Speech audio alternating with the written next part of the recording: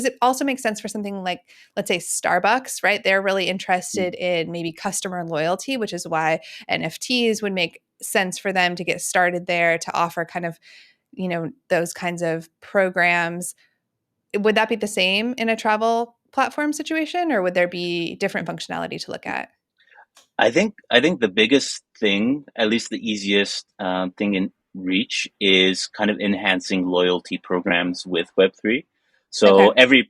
every platform has their own loyalty program, and Expedia recently launched their initiative called One Key, which basically aggregates all the different loyalty programs that they had across all their portfolio into one single account.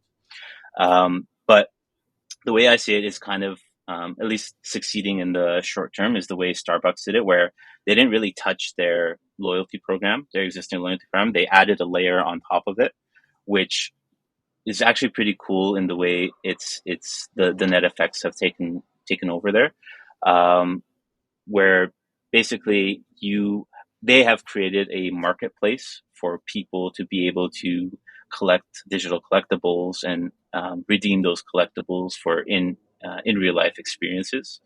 But essentially, the biggest one that I see is kind of that marketplace, that those new marketplaces that kind of can pop up out of thin air, so to speak.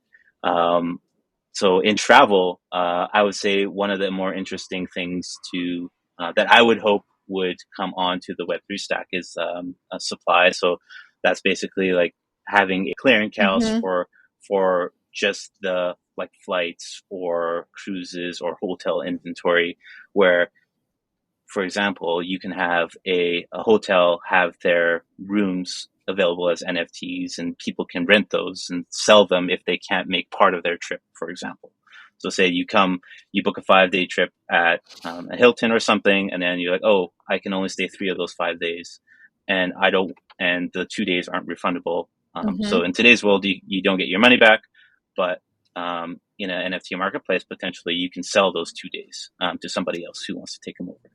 So Yeah, that would be those awesome. kinds of things, those kinds of Yeah. things, I think would be interesting in the travel space for sure. Yeah, it could give a whole new wave of travel deals. I remember when travel sites were just beginning to get on the web, there were just and flights in particular, there were crazy deals that we could get back in the day. That's changed a lot. Most of us book our travel online now, so it's really just average Yeah, pricing for the most part. You don't get those kind of crazy steals like you used to get. So that could be really fun, actually.